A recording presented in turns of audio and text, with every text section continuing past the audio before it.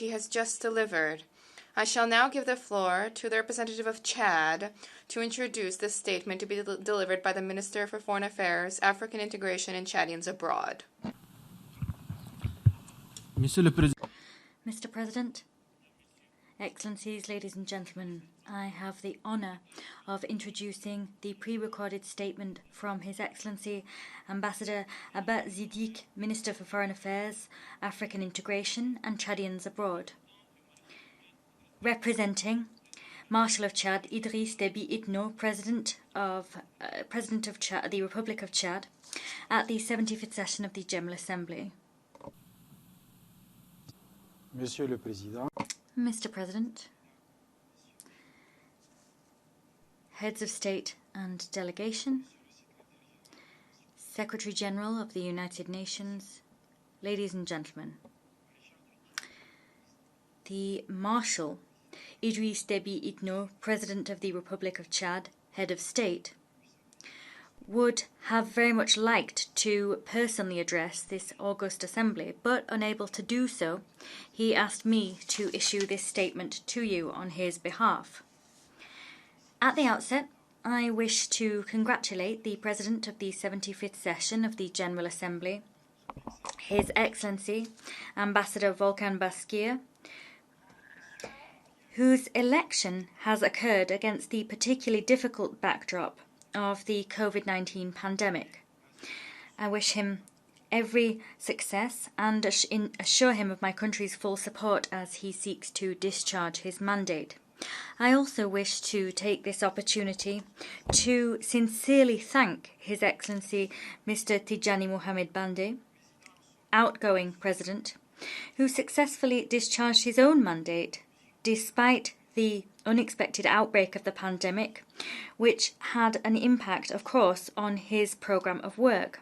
Allow me to pay a fervent tribute to His Excellency, Mr. Antonio Guterres, Secretary General of the United Nations, for his skillful leadership and his management of the crisis in this difficult period. I take this opportunity to also congratulate the Director General of the World Health Organization, His Excellency Dr. Tedros Adhanom Ghebreyesus, and all those who work with him for their remarkable work day after day in fighting against this pandemic. The lessons learnt from this pandemic provide us with an opportunity to rethink our healthcare systems. The WHO must also evolve so it can best prevent and fight against the emergence of similar pandemics in the future.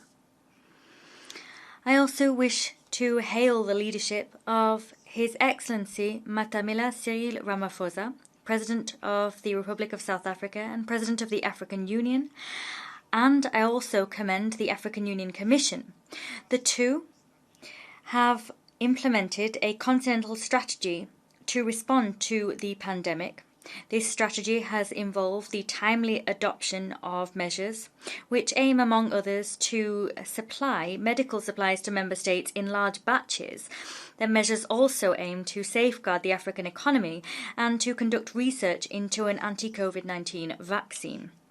Ladies and gentlemen, Excellencies, this new format of the general debate for this year is an eloquent demonstration, if one was required, of the extent to which the world's very foundation have been shaken by the COVID-19 pandemic. Alas, this pandemic continues to rage. This invisible and relentless enemy has not only caused great human suffering, it has also had a profound impact on all aspects of social and economic life and put our ability to react at a national and global level to a bitterly tough test. The highly relevant topic chosen for this session, the future that we want, the UN we need, reaffirming our collective commitment to multilateralism, confronting COVID-19 through effective multilateral action, perfectly encapsulates the importance that each and every one of us must attach to international cooperation and to multilateralism. These are irreplaceable tools to overcome the major common challenges facing us, such as pandemics, climate change, terrorism, poverty, and inequalities, to name but a few. The COVID-19 crisis has demonstrated our common weakness and at the same time made it patently clear that only increased collective efforts will make it possible to better understand and overcome global challenges for the benefit of each and every one of us. It is the time for the great family of nations, as we mark the 75th anniversary of our organisation, the United Nations, and against this unique backdrop, to state once more the pivotal role that the United Nations should play and the crucial importance of multilateralism in international relations. I also wish to underscore the critically urgent need to strengthen multilateralism, and this through a reform of global governance which has been put to a bitter test during this period. This global governance must adapt to today's world so it is better able to tackle current and future challenges. Chad wishes to underscore the primordial need for increased international cooperation. This should take the form of active and increased solidarity in favour of the most vulnerable among us, least developed countries, LLDCs, SIDS, and all of this so that the promises enshrined in the United Nations Charter be fulfilled without exception, and so that the ultimate goal of Agenda 2030, that of leaving no one behind, become a reality and not simply one more broken promise. Excellencies, ladies and gentlemen, at this time, the entire world is suffering the havoc wrought by the COVID-19 pandemic, but the ability to face this damage varies. Developing countries, in particular African countries, given the myriad ways in which their structures are fragile, are more exposed to the devastating consequences of this scourge. Chad is a Sahelian nation and is landlocked, and as such already withstands a multitude of shocks. It is feeling the full force of the repercussions of this pandemic on various aspects of national life. Its national priorities have been turned upside down, and the state's limited resources have had to be reallocated to face and tackle healthcare, humanitarian and socio-economic emergencies. As is the case with other countries in a similar position, Chad's socio-economic situation is of concern. This year's growth estimate has been revised downwards. The budget deficit has widened. Several hundreds of thousands of workers have been furloughed. Households and their daily lives have been heavily affected, and the macroeconomic data for 2021 does not look at all promising. The state's ability to implement endeavours in favour of its development, as enshrined in Chad's National Development Plan 2017-2021. Incidentally, this is considered as the principal lever which will allow Chad to uphold international agendas, including Agenda 2063 of the African Union. But its capacity to uphold all of these agendas is being undermined. Now, this Chadian National Development Plan received significant support from donors during the roundtable held in Paris in 2017. But it has not received the desired results because the resources mobilised fell far short of expectations. In order to support the government in promoting sustainable development, it is vital that partners uphold their funding pledges. This is particularly vital for Chad at a time when it is drawing up its second National Development Plan, which will run from 2022 to 2026. Excellencies, ladies and gentlemen, last year at the 74th session of the General Assembly, we would recall that we took stock of the progress made and the Herculean task still incomplete for the implementation of Agenda 2030. specifically in terms of the eradication of extreme poverty, access to high-quality education, the fight against climate change, the reduction of inequalities and inclusion. In Africa, the sustainable development financing gap is huge. Promises set forth in the Sustainable Development Agenda and the Addis Ababa Action Agenda have not been kept. Here, I wish to underscore that without decisive dynamic action on the part of all stakeholders, it is highly likely that the goals outlined in Agenda 2030 be left unfulfilled.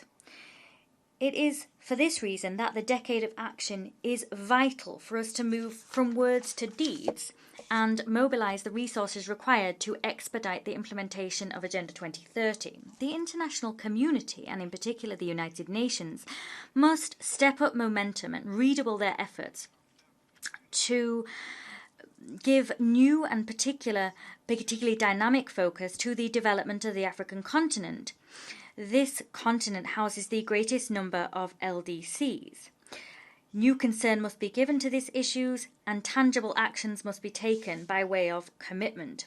It is only through increased involvement of the United Nations and crucial leadership, as well as a result of renewed commitment from all stakeholders, that we will be able to mobilise the resources required for the achievement of Agenda 2030 and accompany those who are already well on the way to achieving the 17 SDGs. Here, I'd like to recall that debt has always been a major handicap in achieving the SDGs, and the COVID-19 pandemic has simply made that handicap all the more acute. As the African Development Bank has noted, around 50 million additional people risk falling into extreme poverty in Africa in 2020. Moreover, the economic losses of Africa as a result of the pandemic will reach several hundreds of billions of dollars between 2020 and 2021. Now, many states will find themselves, if this occurs, obliged to borrow more money, further enlarging the debt burden. Given the scope of challenges which must be met and the multifaceted needs which will arise in the near future, Chad once again calls for the cancellation, pure and simple, of the continent's external debt. This will allow Africa to respond successfully to COVID-19 and have greater room for manoeuvre to embark upon this socio-economic recovery in the post-COVID-19 era on a more solid footing. Ladies and gentlemen, as the world faces coronavirus, terrorism continues to remain rife in Africa, namely in the Lake Chad Basin and in the Sahel-Saharan region. It claims innocent lives on a daily basis and gravely jeopardizes the country's development efforts.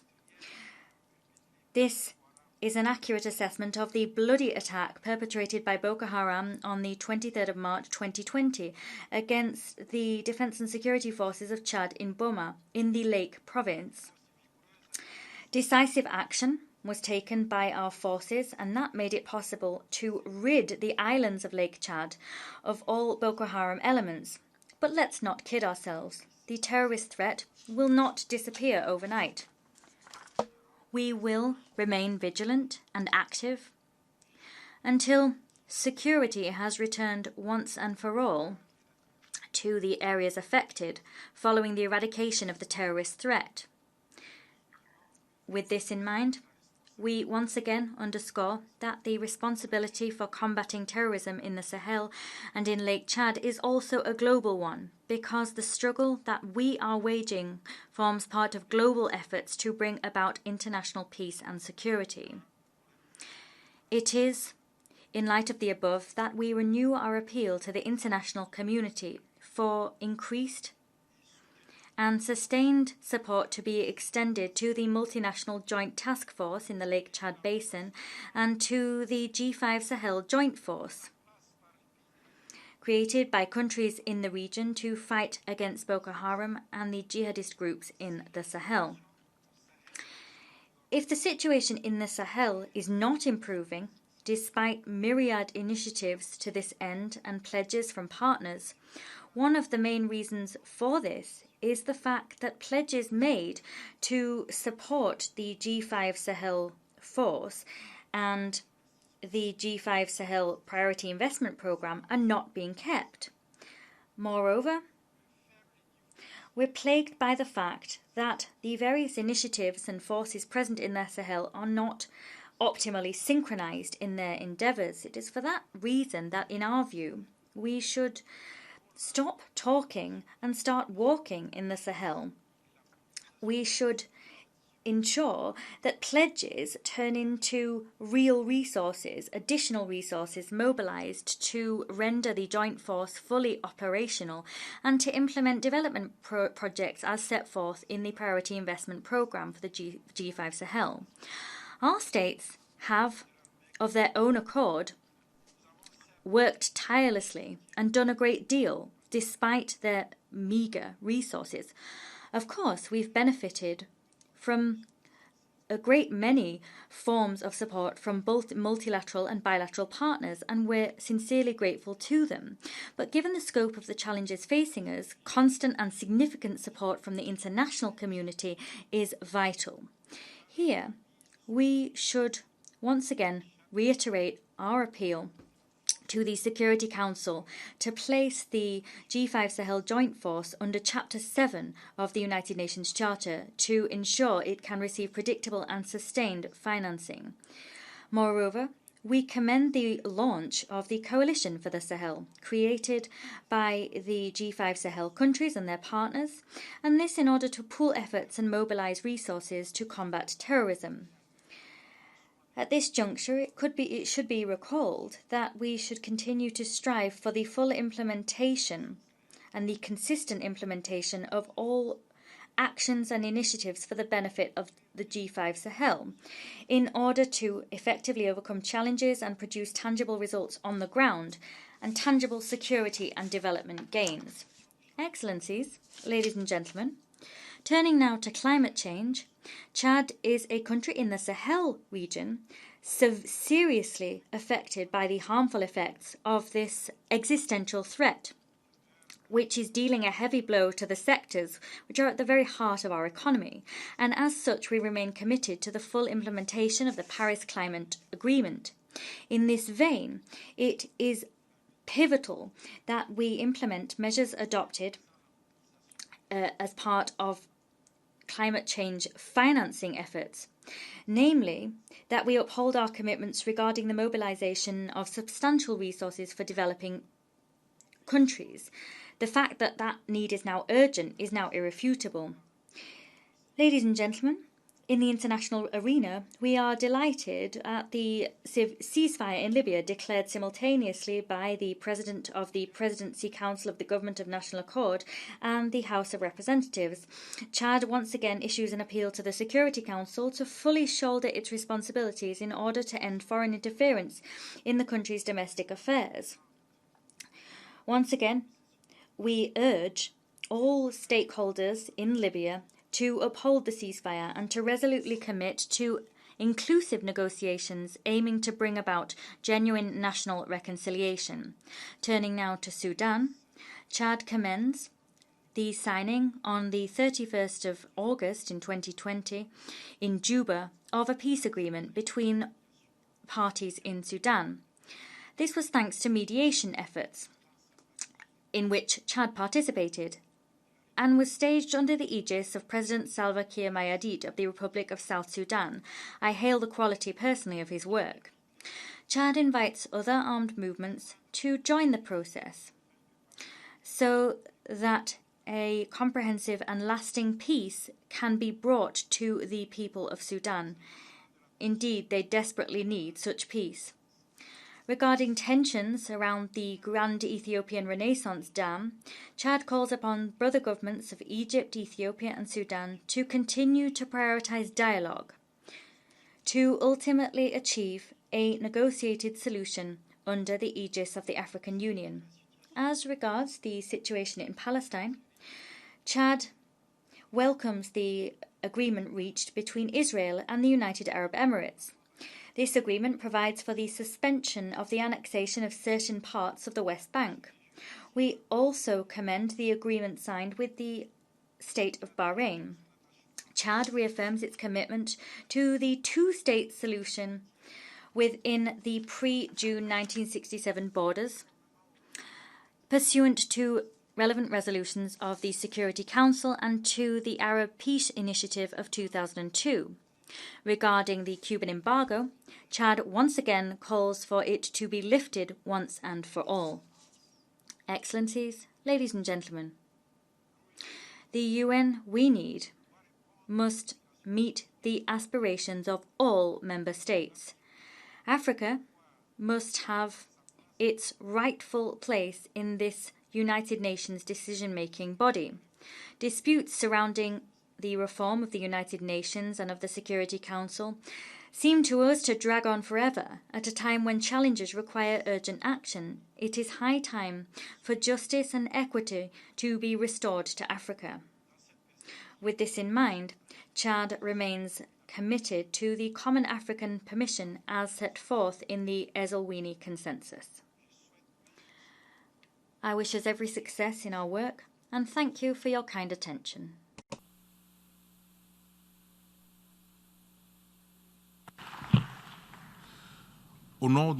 On behalf of the General Assembly, I should now like to thank the Minister for Foreign Affairs, African Integration, and Chadians Abroad for the statement that has just been delivered.